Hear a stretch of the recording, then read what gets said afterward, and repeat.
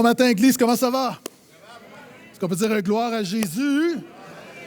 Dernier message de 3 de la courte série, de l'apathie à l'empathie, où on voit que ce que Jésus veut faire par le Saint-Esprit alors qu'on se réunit, c'est de nous faire passer de notre apathie naturelle, de notre égocentrisme, à être plus empathiques les uns envers les autres dans la vie chrétienne en général, particulièrement aussi le dimanche matin, de profiter de cette occasion. Et un jour, un pasteur se retrouve au ciel avec un chauffeur de taxi, et alors qu'ils entrent, oui, ça existe, hein, il y a des chauffeurs de taxi qui sont sauvés. Et ils se retrouvent au ciel. Ils sont sauvés tous les deux. Puis là, vient le temps des récompenses. Hein? Puis on ne sait pas trop, là, c'est un autre message. Là, donc, mais c'est pas un enseignement biblique, là, c'est une parenthèse, c'est une analogie. OK? Et là, on arrive avec les récompenses. Et le chauffeur de taxi, on lui donne une couronne d'or. Là, le pasteur attend avec anticipation. Il se dit, si lui a une couronne d'or, qu'est-ce que moi je vais avoir? Et lorsqu'il arrive, on lui donne une couronne de papier. Et là, le pasteur est un peu offensé parce qu'il dit, là, il commence à argumenter avec l'ange, parce que ça arrive, ça aussi, des pasteurs qui argumentent tout le temps. Hein? Et là, il commence à argumenter avec l'ange en disant, mais c'est pas correct. Ça, je comprends, là, c'est un enfant de Dieu, mais c'est un chauffeur de taxi. Moi, toute ma vie, j'ai été pasteur, j'ai été un berger, j'ai prêché l'Évangile. Puis comment ça se fait que moi, j'ai une couronne de papier de plastique, puis lui, il a une couronne d'or? Puis l'ange lui dit, ici, c'est les résultats qui comptent. Quand toi, tu prêchais, les gens dormaient. Quand lui, il conduisait, les gens priaient.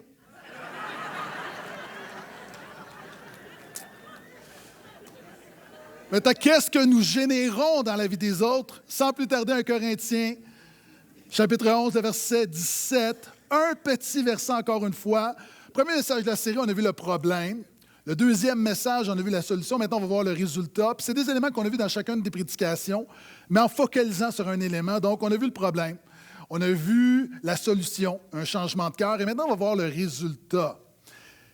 Et voici ce que dit l'apôtre Paul dans un super chapitre, puis il va culminer justement avec l'importance de la communion. Mais en fait, il y a un problème dans l'Église de Corinthe. Et un petit verset qui résume le problème de l'Église de Corinthe. Et voici ce que dit l'apôtre Paul. En faisant cette recommandation, ce que je ne loue pas, il dit ce que je ne vous félicite pas, c'est que vous vous assemblez, non pour devenir meilleur, mais pour devenir pire. Wow! Il est possible, Église, de se réunir et de devenir pire. Il est possible de venir à l'Église et que ça fait simplement nourrir notre égocentrisme. Il est possible de venir à chaque dimanche et on devient pire parce qu'on s'endurcit, on entend la parole et on ne pratique pas la parole. Et ce que Paul reproche, c'est qu'on devient pire lorsqu'on vient à l'Église avec une mentalité de consommateur. Mais on devient meilleur quand on vient à l'Église avec une mentalité de serviteur. Et on devient pire quand on entend la parole, quand on connaît la parole, mais qu'on ne pratique pas la parole. Alors, vous savez, des choses que Jésus a enseignées, aimez-vous les uns les autres. Hein? Et aimer, ce n'est pas un sentiment, c'est en action. Jésus a dit, faites de toutes les nations des disciples, et ça commence le dimanche matin. Est-ce qu'on est d'accord? Et souvent, nous, les chrétiens, c'est qu'on entend, mais on ne pratique pas. Hein, je l'ai dit souvent dit, puis ça ne vient pas de moi, c'est comme tu dis à ton enfant, range ta chambre. Commandement clair, range ta chambre. Ton enfant revient te voir 1 heure après, tu dis, as-tu rangé ta chambre? Il dit non, mais j'ai mémorisé ton commandement. C'est bien, hein? On peut mémoriser des versets bibliques, mais c'est mieux de les pratiquer. Donc, tu dis non, range ta chambre. Il revient. 1 heure après, dit, papa, j'ai composé un chant, un cantique, pour démontrer comment tu es un papa qui est bon de me demander de ranger ma chambre. Tu dis, je ne t'ai pas demandé de composer un chant, il y a un commandement qui est simple, range ta chambre. Ton enfant il revient te voir. Il dit, papa, j'ai invité mes amis, on a fait un petit groupe, puis on a discuté de comment on pourrait mieux nettoyer nos chambres. Vous savez, les chrétiens, on est comme ça souvent, on parle beaucoup de le faire, mais il vient un moment donné où on doit juste le faire. Quelqu'un devrait dire Amen. Et c'est ce que Paul dit, c'est que souvent on se réunit puis on ne fait pas des choses de base. Et c'est ce qu'on va voir. Maintenant, le titre de ma prédication ce matin, c'est « Comment devenir meilleur de A à Z ». Oui, ça va être long. Mais la bonne nouvelle, c'est qu'il pleut dehors, donc on n'a rien d'autre à faire. Merci Myrna pour tes commentaires super appropriés. Une diaconesse en plus. Ouais, ça va être long. Aide-nous, Seigneur, aide-nous. Comment devenir meilleur de A à Z, de comment y arriver. Et c'est probablement un des messages les plus pratiques que j'ai prêché. Vous savez, c'est Moody qui dit que certains chrétiens sont tellement dans les cieux qu'ils sont médiocres sur la terre. Il est possible d'être tellement spirituel que de passer à côté des choses fondamentales. Donc, ce matin, j'ai 26 conseils pratiques pour chrétiens apathiques afin de devenir une meilleure Église empathique. A à Z. A, on commence. Arrive à la réunion avec une intention. Arrive avec une intention, pas d'être un consommateur, mais un serviteur. Quand je vais au cinéma, j'ai une intention. Mon intention, c'est de recevoir quelque chose. Ce n'est pas de m'investir dans la vie des gens du cinéma. Donc, ça veut dire que je peux arriver, si le film est à 19h, je peux arriver plus tard. Pourquoi? Parce que je sais qu'il y a les bandes annonces. Et je ne reste pas jusqu'à la fin du générique. Parce que je considère qu'il y a des choses qui sont plus importantes que d'autres dans le programme. Quand je suis là, je ne m'attends pas que les gens s'informent sur ma vie. Je ne suis pas là pour parler avec les gens. Je suis là pour pas que tu me parles. Et si tu me parles au cinéma, j'ai un problème. C'est pas la place. Donc, j'ai une intention. Je vais consommer un film. Quand je viens à l'Église, j'ai une intention. Je ne suis pas au cinéma, je suis dans la maison de Dieu avec le peuple de Dieu. Donc, je ne suis pas là pour recevoir quelque chose, vivre la louange, recevoir la prédication. Je réalise que j'ai aussi un rôle à jouer, que je suis le peuple de Dieu et que Dieu me demande de m'investir dans la vie des autres. Quelqu'un devrait dire « Aïe aïe ». B. Brise ta routine. À chaque dimanche, ton char est parké à la même place. Tu as ta place, tu as ton nom. À chaque dimanche, tu es assis à la même place. Je sais, je te vois. Tu ne bouges pas. Tu es là. Ça fait 20 ans que tu es là. La chaise a la forme de tes fesses. C'est pas mal, il y a un confort. Mais il est possible, à un moment donné, après un petit bout de temps, on vient à l'Église, puis on est dans notre zone de confort. Puis on fait toujours la même chose et on perd de vue les frères et les sœurs, les gens, les nouveaux, les gens qui sont là, et on est confortable. Maintenant, je veux juste rappeler à tout le monde que Jésus ne nous a pas sauvés pour nous laisser dans notre zone de confort.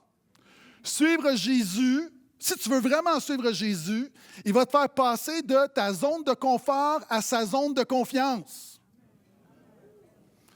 Ça veut dire que quand tu viens à l'Église, tu as une intention et tu sais que le Seigneur peut se servir de toi pour faire un ministère envers quelqu'un d'autre. Est-ce que je m'entends amène à ça? Et pour ce faire, c'est cherche les brebis. OK, je vais être clair. Jésus dit que dans l'Église, il y a trois types, il y a trois métaphores, il y a trois types d'animaux. Il y a des brebis, il y a des boucs, puis il y a des loups. Jésus a enseigné ça. Dans toutes les églises, dont Portail, une fois de temps en temps, tu as des loups. Le loup, généralement, c'est celui qui se pense chrétien, qui a fait 4, 5, 6 églises, qui arrive, qui a un sujet de prédilection. Puis quand il arrive quelque part dans une église, l'église n'est jamais assez bonne pour lui. Puis c'est celui qui se promène, puis qui fait de la division, puis c'est celui qui crée du trouble. Puis souvent, les loups, c'est qu'ils mordent les brebis. C'est facile de voir un loup. Généralement, il y a des fois, il y a des gens qui arrivent au portail. Ça ne fait pas 3 semaines qu'ils sont à l'église, puis ça fait 7 fois que j'en entends parler. Ça, c'est la job des bergers. On s'occupe des loups. Le loup, celui qui vient pour faire du trouble, tu n'es pas là pour le flatter. La Bible dit, tu es déjà là pour le chasser. Comme disait Pasteur Sam, il y a des gens, malheureusement, c'est très rare, mais on doit dire à certaines personnes, maintenant, il est temps que tu nous bénisses de ton absence. Vous savez, nous, on travaille fort pour que les gens viennent à l'église. Des fois, il y a certaines personnes, il faut que tu te dises, je pense que tu es mieux d'arrêter de venir à l'église. Pourquoi? Parce que tu n'es pas là pour recevoir, pour glorifier, tu es juste là pour détruire, pour mordre. Puis, est-ce que vous comprenez ce que je veux dire? Mais ce n'est pas des loups que je veux parler. Aussi, il y a des boucs. Il y a du monde. La Bible dit que par nature, on est des boucs avant d'être transformés pour Jésus. Il y a des gens qui sont ici au portail. Tu n'as pas le goût d'être là. Merci d'être là. Sœur, tu peux enlever les menottes à ton conjoint. Il est là, là. Il y a du monde, tu es là pour faire plaisir à quelqu'un, puis c'est correct. Mais la grande majeure partie des gens au portail, c'est des brebis. C'est des gens qui veulent suivre Jésus, c'est des gens qui veulent être intégrés, c'est des gens qui veulent qu'on se préoccupe d'eux, qui veulent se préoccuper des autres, qui veulent faire partie d'une famille. Et ça, il y a plein de gens qui sont là et ils ont besoin que nous, en tant qu'Église, qu'on prenne soin d'eux. Amen. Cherche les brebis. Mais pour ce faire, tu dois faire quelque chose. Délaisse tes amis. Quand tu viens à l'Église, si tu es un membre du portail, ce que la parole de Dieu te demande, quelquefois, c'est de délaisser tes amis, ta famille, pour t'occuper, te préoccuper des autres. Hein, il y a une parabole qui dit que Jésus, il va laisser à un moment donné les 99 brebis pour aller s'occuper de la brebis. Donc, en tant que membre, une des choses de prendre soin des autres, c'est de délaisser nos amis. Pourquoi? Parce que là, encore une fois, portail, on a une décision à prendre. Est-ce que l'Église est un club social ou est-ce que nous sommes la famille de Jésus? Chacun d'entre nous, on a cette question à prendre. Et tu peux délaisser tes amis. Moi, je peux délaisser mes amis dimanche matin. Pourquoi? Parce qu'ils vont être encore mes amis demain matin. Je peux délaisser un peu ma famille parce que ma famille va être encore là demain matin. Il y a des gens qui sont ici qui ne seront pas là demain matin. Il y a des gens qui sont ici, qui sont venus à l'Église, mais ils ont non seulement besoin de Jésus, nous avons besoin des uns des autres. Est-ce que je m'entends amène à ça? Et là, il y a du monde qui m'écoute, mais pasteur, mais moi, je ne suis pas un pasteur. Éjecte le syndrome de l'imposteur. Souvent, c'est qu'on se pense, voyons, je ne suis pas un pasteur, moi, je suis juste un chrétien ordinaire. OK, je vais te confier quelque chose. Le gym dans lequel je suis inscrit, il y a une section où je me sens intimidé dans cette section-là parce que c'est la section des gros bras. C'est la section des gars qui ont des veines dans le cou. Puis tu arrives là, puis c'est la section où ils se retrouvent tous, les gars, le gros dude avec les shakes. Puis moi, j'arrive là, puis je me sens pas à la hauteur. Tu sais, ils ont tout. Puis là, je suis là, puis à un moment donné, il n'y a pas de place partout, puis il y a juste cette section-là, puis je suis intimidé, je me sens pas à ma place. Puis à un moment donné, je réfléchis, je dis, mais hey, moi là, je suis un pasteur, je travaille fort, j'ai une famille, j'ai beaucoup d'occupations, je ne peux pas passer ma vie à m'entraîner. Si je mettais le temps, moi aussi, je serais très musclé. À un moment donné, je fais la paix avec le syndrome de l'imposteur en réalisant que, OK, mais je fais selon mes capacités. Maintenant, tu n'es pas un pasteur, tu n'as pas le privilège, comme les pasteurs, d'être à temps plein, de consacrer ta vie à ça. Moi, je m'occupe de 5 bergeries, mais le Seigneur te demande peut-être de t'occuper de 5 brebis. À ton niveau, là où tu es, tu peux faire des petites choses pour prendre soin des autres. Est-ce que je peux entendre amen? F, fais le premier pas.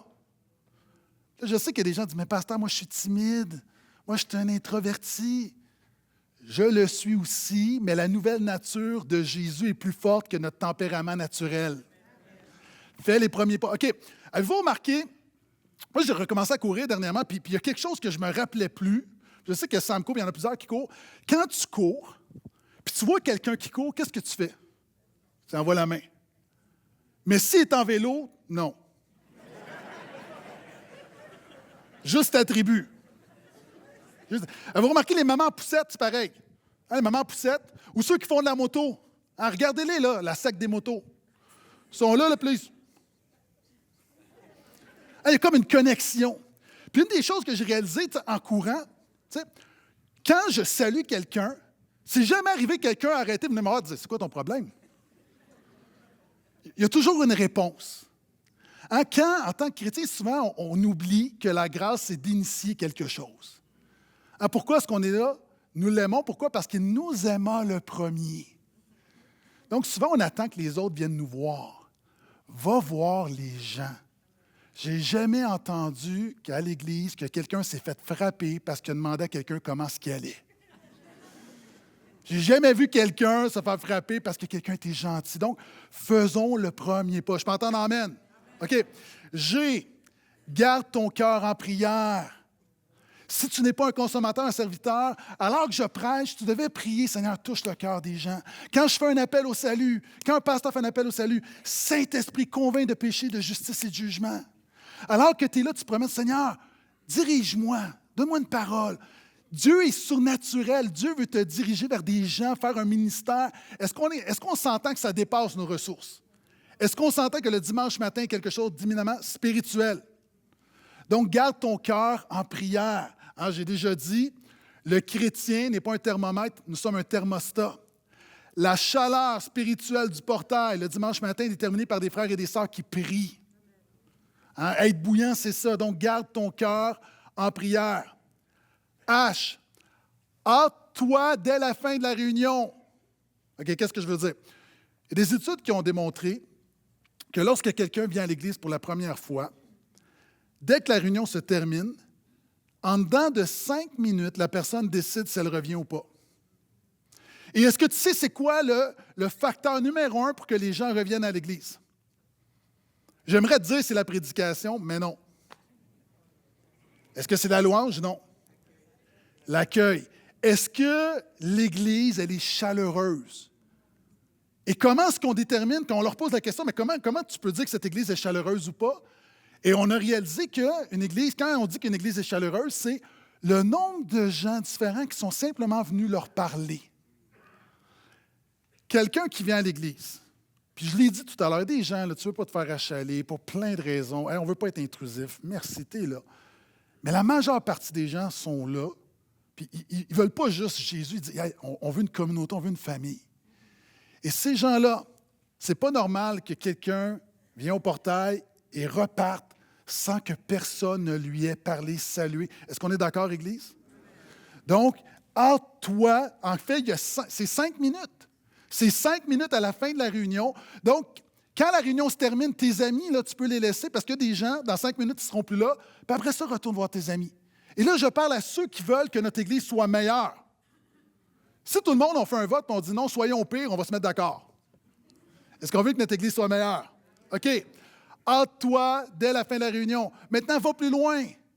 Ose, invite quelqu'un.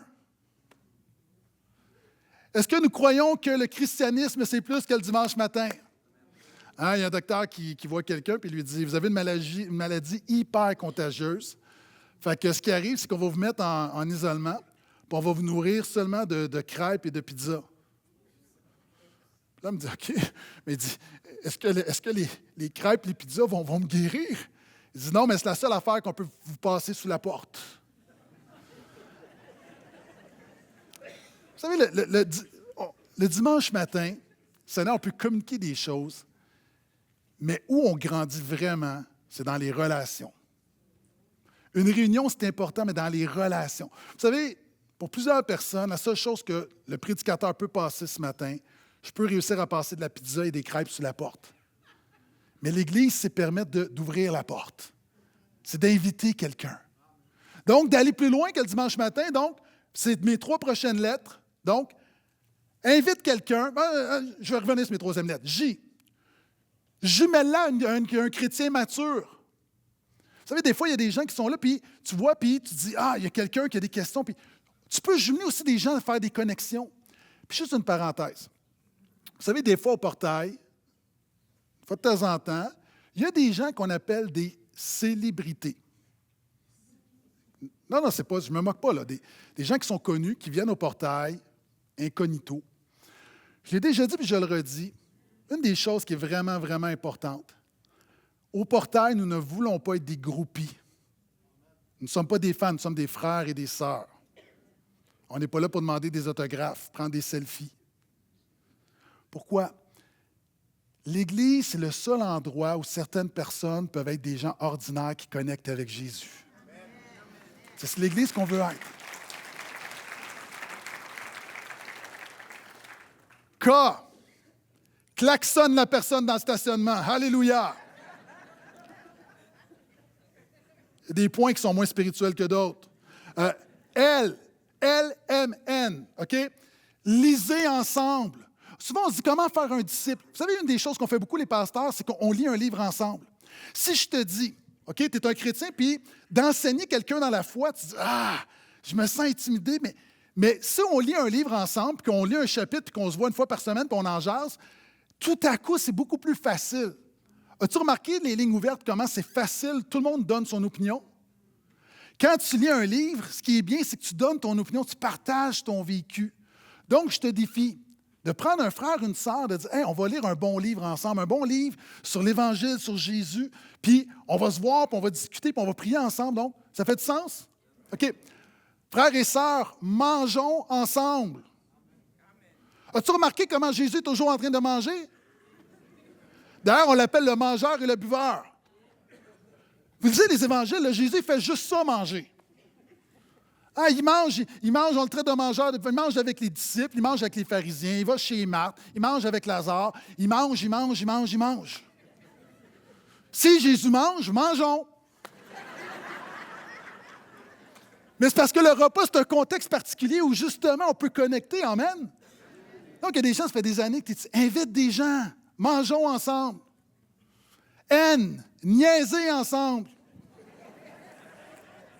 Mais c'est un vrai point. Tu vois, c'est très spirituel. OK? Qu'est-ce que je veux dire, niaiser ensemble? OK. À un moment donné, il y a un pasteur qui travaille sur la clôture de sa maison, puis il y a des enfants qui sont là autour, puis qui le regardent attentivement, puis l'examinent, tu sais. Puis, le pasteur, il dit, « Ah, c'est beau, les enfants voulaient voir comment travaille un homme de Dieu de ses mains. » Là, le pasteur est là avec son marteau, puis là, les enfants disent, « Non, c'est pas ça. » Il dit, « On est juste curieux de savoir, ça dit quoi un pasteur quand ça se frappe les doigts avec un marteau? »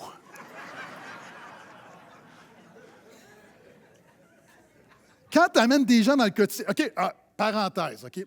Une des choses que je dois faire quand il y a un nouveau pasteur qui se joint à l'équipe, je dois l'avertir. Parce qu'au portail, vous savez, les pasteurs, on est super spirituels. Non, c'est vrai, on est spirituel, on est là, on prend soin des brebis, on prie, on fait de la théologie, on s'exhorte, on se reprend ce corrige. Mais il y a des fois où on se fait des soupers. Puis il y a des fois où on a du fun ensemble. Puis il y a des fois où on niaise ensemble. Comment est-ce qu'ils disent ça, les Anglais? Hein? Ils disent « work hard, play hard ». Est-ce que vous avez compris? Est-ce que j'ai tellement un gros accent que personne n'a compris? Puis je dois avertir des nouveaux membres qui arrivent parce que de dire, tu vois, nous, là, on a une belle théologie de la grâce. Hein? On aime avoir du plaisir, on aimerait, mais quand tu amènes des gens dans ton quotidien, de voir comment tu gères des... Moi, il m'arrive des fois d'avoir amené du monde dans la maison, puis à un moment donné, il y a une situation avec ma femme. Hey, ça, c'est pas le fun, là. Tu sais, il y a comme un petit malaise. Puis là, tout le monde regarde comment le pasteur va gérer ça. Meilleure formation disciple ever.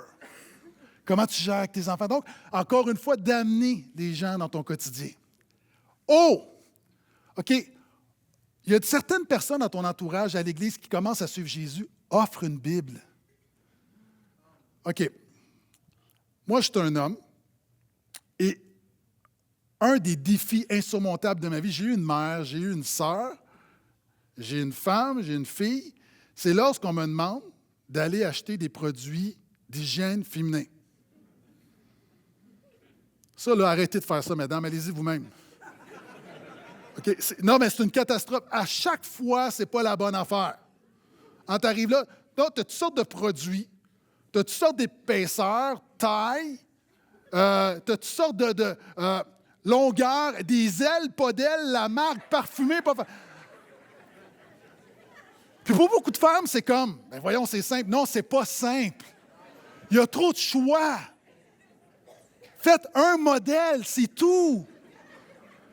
Et là, tu dis, mais oh, j'ai hâte de voir quelle est ton application spirituelle. J'en ai une. Les Bibles. Pour quelqu'un qui vient à la foi, vous savez, il y a des Bibles, il y a plein de traductions. C'est toujours le même texte original en passant, c'est la même Bible, mais il y a toutes sortes de traductions. Donc, tu as un nouveau qui arrive dans la foi et dit, hey, OK, qu'est-ce que je prends? Je veux m'acheter une Bible. Français courant, Parole de vie, Sommaire, Louis II 1910, Louis II Colombe, Second 21, Édition de Genève, Nouvelle Bible Second. Est-ce que je prends la Tob? Est-ce que je prends la Bible de Jérusalem? Est-ce que je prends la Chouraki? Est-ce que je prends Darby? Puis là, quand tu es d'accord avec la traduction, est-ce que je prends version étude, pas étude, Thomson? Pas... Donc, des fois, de conseiller, d'aider les gens. Moi, je pense que tous les chrétiens devraient avoir une bonne Bible d'étude. Hein? Des fois, de l'offrir à quelqu'un. Hein, moi, c'est un des plus beaux investissements que tu peux faire dans ta vie, d'avoir une bonne Bible d'étude. Des fois, de l'offrir à quelqu'un. Prie avec la personne. Tous les membres du portail, ce n'est pas un fardeau, mais c'est une opportunité. Tu devrais avoir prié avec quelqu'un, des gens dans la dernière semaine, des contacts. Vous savez, à l'Église, des fois, on voit des gens, puis des gens nous partagent un besoin, puis qu'est-ce qu'on dit, les chrétiens? « Ah, je vais prier pour toi. »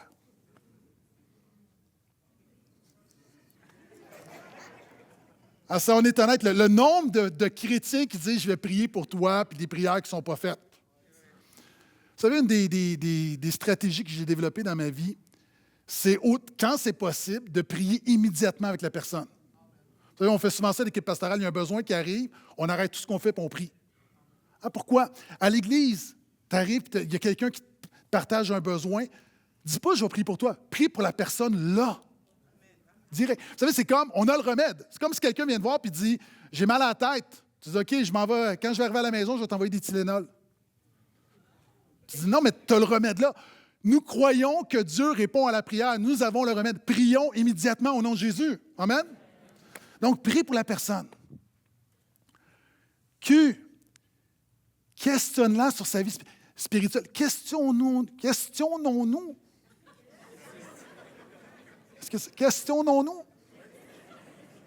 OK.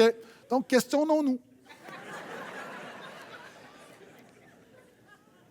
Des fois, les chrétiens, on se croise, et il n'y a jamais, on ne parle jamais des vraies affaires. Tu sais, on ne parle jamais des vraies affaires. Tu sais, de poser la question, « Hey, c'est quoi ton témoignage? Comment tu es venu à Jésus?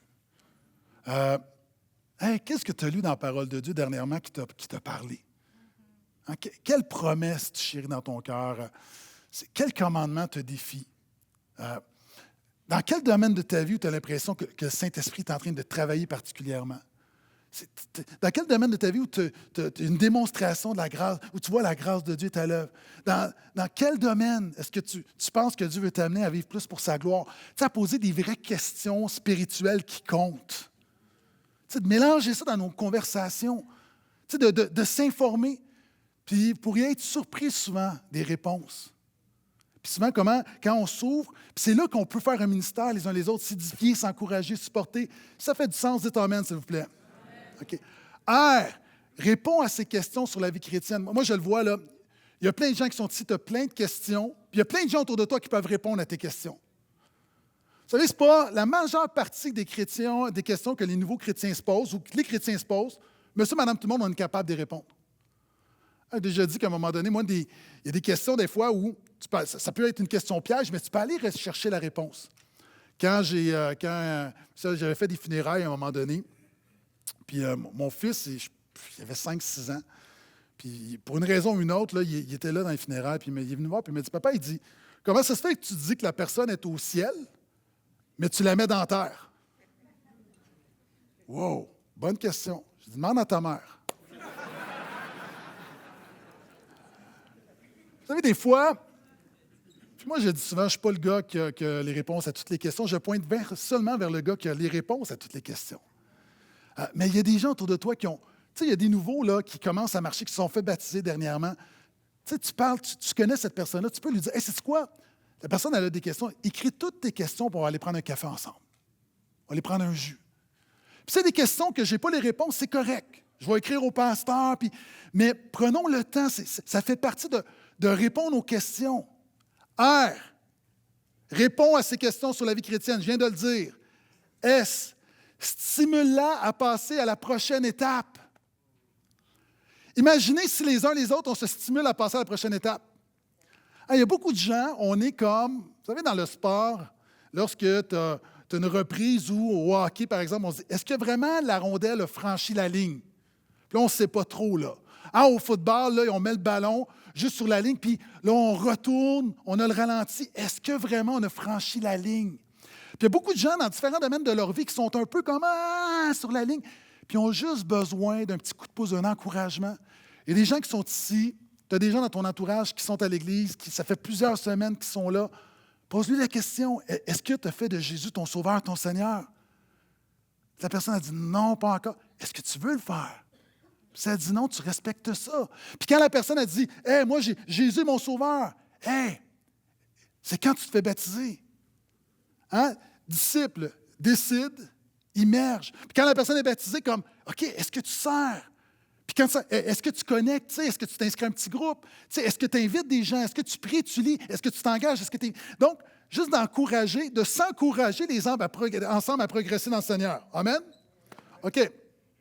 T, téléphone ou texte, spirituellement. Une des choses que je fais souvent, Aujourd'hui, c'est génial avec les audios. Moi, je n'aime pas les audios en passant. Est-ce que je suis seul, là? J'haïs ça. J'haïs ça. Là, on m'envoie un audio de 5 minutes. Il faut que tu écoutes l'audio de 5 minutes. Mais j'aime les audios pour une chose. Souvent, je prie sur l'audio puis je l'envoie à quelqu'un. Tu veux prier pour quelqu'un? Tout le monde en est capable de faire ça. Tu fais une prière, tu penses. Souvent, est-ce que vous êtes les. Je ne suis pas le seul. Dieu nous met des gens à cœur. À un moment donné, tu penses à quelqu'un, tu l'as à cœur. C'est quoi? Tu t'arrêtes, tu fais une prière, tu envoies ça sur Messenger ou peu importe. Imagine l'impact que ça a. Non seulement tu pries pour la personne, mais tu l'encourages. Mais imaginons si on fait ça les uns avec les autres. Donc, de s'encourager. Donc, c'est une des manières d'être une meilleure Église. Téléphone ou texte, unis à l'Église. Une des choses, qu'est-ce que je veux dire? Si tu t'es joint un portail dernièrement, une des choses que tu vas réaliser, c'est que rapidement, c'est que l'Église n'est pas parfaite. Mais c'est ça l'Église. Vous savez, j'ai écouté un reportage qui disait que une des choses qui se produit beaucoup dernièrement, c'est que des gens vont dans des pépinières, des endroits pour des fleurs, puis arrivent avec leur téléphone, puis disent « J'aimerais avoir cette fleur-là. » Un genre de tournesol bleu, là, tu sais, genre. Et là, c'est vraiment, vraiment répandu. C'est un gros, gros phénomène. Les gens arrivent, puis ils ont vu une fleur sur Internet, puis ils disent « Je veux cette fleur-là. » Puis là, on leur dit « Bien, monsieur, c'est parce que la fleur n'existe pas, là. Ça a été créé par intelligence artificielle.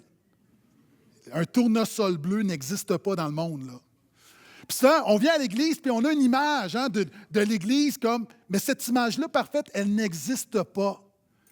L'Église est un hôpital pour les pécheurs qui sont restaurés. Donc, mais ensemble, on avance ensemble. On avance ensemble. Veille sur la personne. Qu'est-ce que la Bible dit? Veillez, votre adversaire, le diable, rôde comme un lion rugissant. OK, porteur, écoutez-moi bien. Grande Église. Les bergers, les pasteurs, littéralement, pasteur veut dire berger, qui prennent soin du troupeau. On tente du mieux que possible de prendre soin du troupeau. On prie pour nos brebis, on s'informe, on n'est pas des pasteurs déconnectés, on veut être dans... On sait ce que les gens vivent, mais une réalité, c'est qu'il y a des brebis qui vivent des affaires, puis souvent, on est les derniers à le savoir. Quand tu regardes dans les documentaires, là, la brebis ou la bête qui se fait dévorer, c'est laquelle? C'est toujours la dernière, toujours celle qui est au fond du troupeau. C'est la dernière qui traîne la patte. Hein, les bergers, on est en avant, tu as le troupeau, et souvent, ça se passe derrière le troupeau, et souvent, toi, tu vois quelque chose avant que nous, on le voit. Tu vois les gens autour de toi. Tu vois, il y a des brebis qui sont malades. Tu vois qu'il y a des brebis qui s'isolent. Tu vois des brebis qui ont de la difficulté. Le Seigneur te demande, c'est ta responsabilité à toi de veiller les uns sur les autres, de prendre soin de ces brebis-là. Puis vous savez, il y a des saisons dans nos vies où on veille sur les autres, puis il y a des saisons où on a besoin que les autres veillent sur nous. Donc, encore une fois, en tant que si on veut être une meilleure Église, de se préoccuper les uns des autres. Est-ce que je peux entendre Amen? J'ai presque terminé. Et Myrna dit Amen.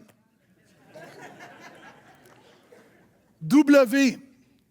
Wow. X. C'était mon point. Wow. Il y a un verbe avec un W en français. Okay? Donc, wow va faire pour ce matin. X. Là, tu es curieux. Hein? Comment je vais me débrouiller du W, X, Y, Z? Reste avec moi. Xénophile. Soyons xénophiles. On sait c'est quoi un xénophobe, hein? Celui qui a la peur de l'étranger. Maintenant, Portail, nous voulons être xénophiles. Nous voulons être une Église de toutes les nations. Amen. Et on veut développer des liens avec des gens qui ne nous ressemblent pas nécessairement. Vous savez, l'Église, dans le monde, c'est facile, c'est qui se ressemble, s'assemble. Des jeunes avec des jeunes, des vieux avec des vieux, des familles avec des familles, des blancs avec des blancs, des noirs avec des noirs, des oranges avec des oranges. Mais la réalité, l'Église, c'est pas ça. L'Église, c'est qu'on connecte avec des gens qui sont différents de nous. Vous savez, notre Église a 47 ans. Lorsque notre Église a fêté son 30e anniversaire, moi, je n'étais pas là, il y a des gens qui étaient là. Ils ont fait quelque chose à l'époque, ils ont fait un genre de livret, de catalogue, avec une photo de tous les membres de l'Église.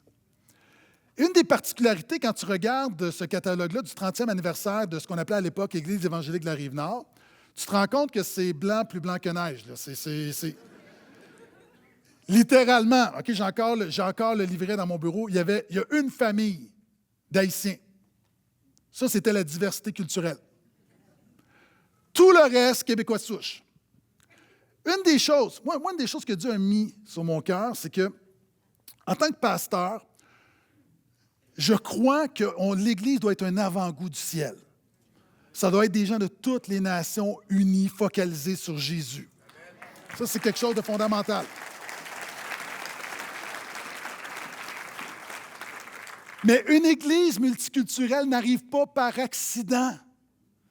Je me souviens, j'étais pasteur de jeunesse, puis il y a des jeunes, j'ai été ton pasteur de jeunesse il n'y a pas si longtemps. Puis je suis arrivé, puis à un moment donné, il y avait des tensions dans l'Église, ou des tensions, je remploie le langage, comme, il y avait comme, ouais, on sait bien les Noirs, puis on sait bien les Blancs, puis nanana. Moi, à un moment donné, j'ai pris tous les jeunes, j'ai dit, là, vous allez m'arrêter ça, ces affaires de Blancs et de Noirs, là, on est caramel, OK? C'est fini, là. On est caramel. On est une famille. Et dans mon ministère, j'ai toujours été intentionnel. Maintenant, je vais dire quelque chose. Ça prend des efforts pour être une Église multiethnique. Vous savez, être une Église toute pareille, c'est plus facile. C'est plus simple des fois. Une église haïtienne, plus facile.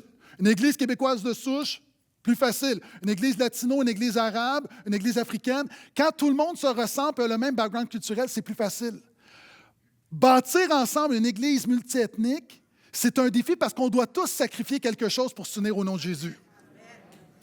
Mais c'est la plus belle des choses. Donc, c'est pourquoi il faut être intentionnel, encore une fois, de ne pas se cantonner. C'est possible d'être dans une Église comme la nôtre et que notre réseau soit simplement des gens qui nous ressemblent. Donc, une des choses, c'est d'être intentionnel, de dire, Seigneur, donne-moi de développer des relations, d'inviter avec des gens qui ne sont pas nécessairement comme moi. C'est vrai au niveau ethnique, c'est vrai au niveau générationnel. Donc, soyons xénophiles. Soyons xénophiles. Puis à ceux-là, je ne sais pas si ça va passer, mais j'essaie pareil. À ceux qui, des fois, tu te rends compte que quand l'Église se termine, par exemple, ton réseau, là, est vraiment te ressemble beaucoup. Je te donne un principe de sagesse dans tes salutations. Okay? Que tes salutations soient au héros. Blanc, noir, blanc, noir, blanc, noir, blanc, noir, blanc, blanc. Sors de... Bon, c'était peut-être pas ma meilleure, mais tu as compris le principe. On veut être intentionnel, on ne veut pas aller juste vers les gens qui nous ressemblent. Est-ce que je peux entendre amen? OK, Y. Yo-yout, chaque victoire. C'est un vrai mot, yo-yout. Il y a des gens qui font ça à l'Église. Tu sais, des fois, quand tu entends une sœur dans la louange, tu fais... Mais mieux que moi. C'est une célébration. Vous savez, dans un monde difficile, cynique, réjouissons-nous des victoires des uns des autres. Amen. Réjouissons-nous ensemble.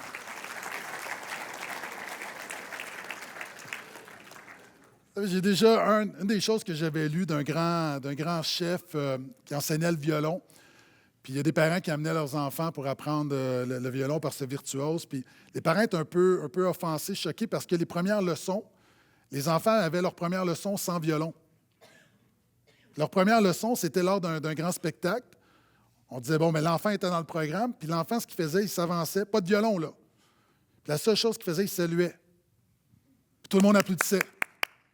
Leçon 1. Pourquoi? Parce qu'il s'est dit, un enfant qui est nourri par l'encouragement des autres va persévérer. Un chrétien qui est nourri par l'encouragement des autres va persévérer par la grâce de Dieu. Amen.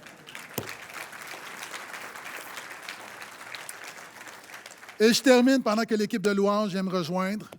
Z. Zoom sur Jésus.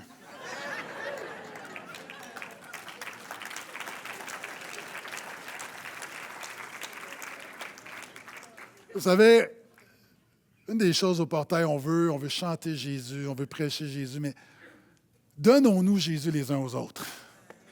Vous savez, dans beaucoup d'églises, tu sors de là, on t'a donné la religion, les chrétiens t'ont donné leurs principes, leurs lois, leurs règles. Est-ce qu'on peut se donner la bonne nouvelle de Jésus? Est-ce qu'on peut se donner la grâce? Vous savez, une Église qui dit tout a toujours rapport avec Jésus, c'est beaucoup plus que le message. Hein? Jésus a dit, comment est-ce qu'on va reconnaître ses disciples? Par ceux qui vont dire gloire à Jésus? Hein? Par l'amour que vous avez les uns pour les autres, tous reconnaîtront que vous êtes mes disciples. Hein? Puis être une meilleure Église, c'est juste s'aimer mieux. Puis s'aimer mieux prend un petit peu plus de temps, c'est pas grand-chose, un peu plus d'investissement.